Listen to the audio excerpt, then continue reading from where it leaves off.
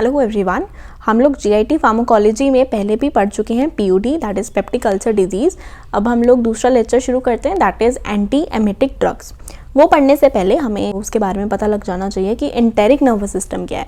ऐसे कुछ इंपॉर्टेंट नहीं है, बट हाँ एक पहले से जिस्ट देने के लिए थोड़ा सा कि एंटेरिक नर्वस सिस्टम जो है वो होता है हमारी सब म्यूकोजा के अंदर। जो हमारा स्टमक है ना, उसकी सब म्यूकोजा जो लेयर होती है वहाँ पे होता है सब म्यूकोजल प्लेक्सस। दो प्लेक्सस होते हैं बेसिकली। एंटेरिक नर्वस सिस्टम जो है वो दो प्लेक्सस का बना हुआ है, एक तो सब म्यूकोजल प्लेक्सस और दूसरा प्लेक्सस है माइएंट्रिक प्लेक्सस। सब म्यूकोजल प्लेक्सस तो नाम से ही पता लग रहा है ना कि सब म्यूकोजा में होगा, और माइएंट्रिक भी पता लग जाना चाहिए। माई का मतलब क्या होता है? मसल। तो दो मसल की layer, that is circular layer और लॉन्गिट्यूडिनल लेयर, ये दो लेयर्स होती हैं मसल्स की। तो इन दोनों लेयर्स के बीच में जो है हमारा होता है माइएंट्रिक प्लेक्सस। एक होता है पैरासिम्पैथेटिक नर्वस सिस्टम, एक होता है सिंपैथेटिक, और हमारा एंटेरिक जो है वो अपना ही है। वैसे तो जो सिंपैथेटिक और पैरासिम्पैथेटिक नर्व्स हैं, ये सब म्यूकोजा, ये जो एंटेरिक नर्वस सिस्टम है ये इसके साथ ही कोऑर्डिनेट करके काम करता है। लेकिन ये एंटेरिक नर्वस सिस्टम जो है वो इंडिपेंडेंटली भी काम कर सकता है, वो इंडिपेंडेंटली रेगुलेट कर सकता है। तो इन लोगों के एक्शन से होता क्या है? इन लोगों के एक्शन से रेगुलेट होता है हमारा सेरोटोनिन का रिलीज। सेरोटोनिन इज 5-HT, इसका रिलीज जो है वो रेगुलेट होता है। कहाँ से ये रिलीज होता है सेरोटोनिन? ये होता है एंटेरोक्रोमैफिन सेल से, ईसी सेल्स। अब यहाँ पे देखो गट ल्यूमेन, यहाँ पे कोई भी स्टिमुलस आया, कोई प्रेशर आया, तो उसकी वजह से क्या होता है, ये ईसी, दिस इज एंटेरोक्रोमैफिन सेल्स, इनके ऊपर एक्शन होगा, ये स्टिमुलेट होंगे और ये रिलीज करेंगे 5-HT, दैट इज सेरोटोनिन। अब जो सेरोटोनिन है वो आगे अपने रिसेप्टर्स के ऊपर एक्ट करता है, जैसे कि 5-HTP या IPR और 5-HT3R।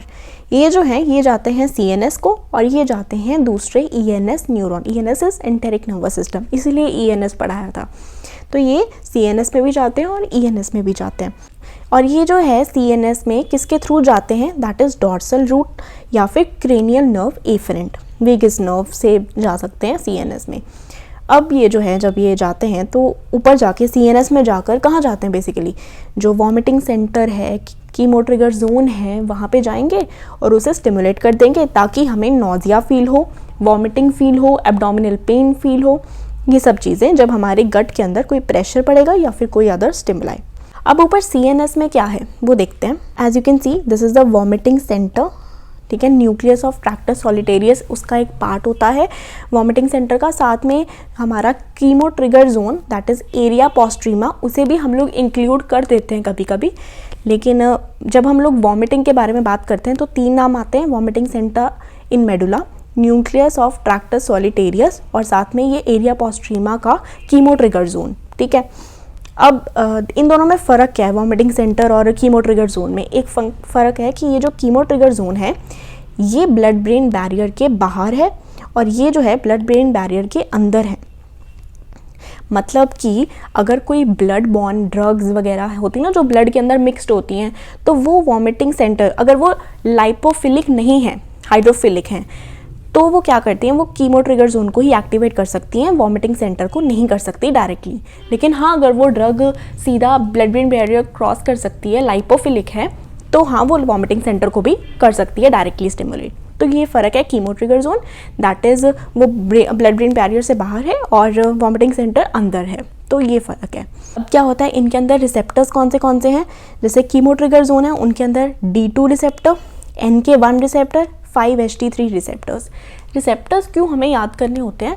क्योंकि जब हम कोई स्पेसिफिक ड्रग देते हैं इस रिसेप्टर के खिलाफ, तो हमें पता होना चाहिए कि वो ड्रग कहाँ काम करेगी, ठीक है। अब जैसे वॉमिटिंग सेंटर में H1, M1, NK1 ये सब हैं। वैसे ही GIT में हमने अभी देखा 5-HT3 के हैं रिसेप्टर्स, वो तो हमने देख लिया 5-HT3 रिसेप्टर और मैकेनो और कीमो रिसेप्टर्स की कोई केमिकल रिलीज हुआ जिसकी वजह से जो हमारे ऊपर स्टिमुलस गया नर्व्स के थ्रू, वेगस नर्व के थ्रू, पैरासिम्पैथेटिक नर्व्स के थ्रू, एंटेरिक नर्वस सिस्टम में mechano receptors. Central nervous system में भी होता है।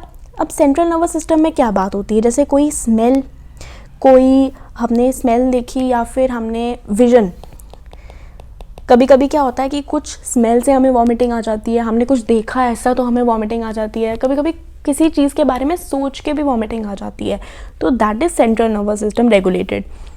देन वेस्टिबुलर सिस्टम में कैसे, जब कुछ लोग ट्रैवल करते हैं, जैसे हिल्स पे ट्रैवल करना, तो उसमें काफ़ी सारे ऐसे गोल गोल चक्कर काटने पड़ते हैं ना कार में, तो फिर उस केस में क्या होता है, वेस्टिबुलर सिस्टम जो है वो बार बार रोटेट करने की वजह से वो भी स्टिमुलेट कर देता है इसे, तो कुछ लोगों को वॉमिटिंग आ जाती हैं। या फिर सी सिकनेस हम बोलते हैं ना, बेसिकली मोशन सिकनेस है, उसमें सी सिकनेस हो सकती है, हिल्स पे जाके कहीं पे भी आपके, ये डिपेंड करता है, ठीक है। और ये जो न्यूरोकाइनिन रिसेप्टर्स होते हैं NK1, ये हमने लिखा ना न्यूरोकाइनिन रिसेप्टर्स, तो ये जो है ये किसके पास जाते हैं, न्यूक्लियस ऑफ ट्रैक्टस सोलिटेरियस के पास। और ये न्यूक्लियस, ये जो NK न्यूरोकाइनिन, NK का मतलब क्या होता है, न्यूरोकाइनिन रिसेप्टर्स, इसे स्टिमुलेट कौन करता है, इसे स्टिमुलेट करता है सब्सटेंस पी जो कि वो पेन के लिए होता है ना। अब जो नोज़िया या वॉमिटिंग हमें आती है वो क्यों आ सकती है, that can be because of any medication, कोई भी ड्रग है वो हमें सूट नहीं करी, कोई इन्फेक्शन हो गया हमें, प्रेगनेंसी के वक्त वॉमिटिंग आती है नोज़िया, वेस्टिबुलर डिस्फंक्शन, ये हम रीड कर चुके हैं। और ये जो मैंने अभी GIT वगैरह के बोले ना, वही कि मेडिकेशन सूट नहीं की, इन्फेक्शन हो गई, वो GIT से। एंड प्रेशर इंक्रीज होना CNS के अंदर, स्मेल की वजह से, विजन की वजह से, कीमोथेरेपी की वजह से। कीमोथेरेपी में क्या होता है कि जो GIT के जो सेल्स हैं ना वो डिस्ट्रॉय होने लग जाते हैं, तो उसकी वजह से आगे हम लोग पढ़ेंगे इसके बारे में भी। साथ में GIT ऑब्स्ट्रक्शन, हिपैटोबिलियरी डिसऑर्डर या फिर डिसमोटिलिटी की वजह से नोज़िया या वॉमिटिंग हो सकती है। अब ये जो वेस्टिबुलर सिस्टम है, यहाँ से अगर मेडुला के अंदर जाना, जैसे ये वाला जो रास्ता है, ये किसके थ्रू जाता है, ये 8th cranial nerve, vestibulocochlear nerve होती है ना, उसके थ्रू जाता है वेस्टिबुलर सिस्टम से हमारे वॉमिटिंग सेंटर तक। और GIT से यहाँ पे लिखा हुआ है क्रेनियल नर्व 9 और 10 वेगस नर्व से वो जाएगा। साथ में CNS में कैसे, कोई स्ट्रेस हो, कोई एंटिसिपेटरी वॉमिटिंग हो, anticipatory vomiting prior to cancer chemotherapy, मतलब कि हमें पता है, हमें मान लो कि 4-5 घंटे पहले पता है कि अब हमारी कीमोथेरेपी होने वाली है, तो उसके प्रोसेस को सोचकर ही हमें जो वॉमिटिंग आती है that is anticipatory vomiting, and that is not because of GIT, मतलब जो कीमोथेरेपी इंड्यूस्ड होती है ना वॉमिटिंग नोज़िया, वो होता है GIT की वजह से, लेकिन ये जो सोच की वजह से होता है तो that is central nervous system based. So yeah this was about the introduction. हम लोग next antiemetic drugs basically next part से शुरू करेंगे। If you have any query you can ask, and if you like the video please subscribe. Thank you.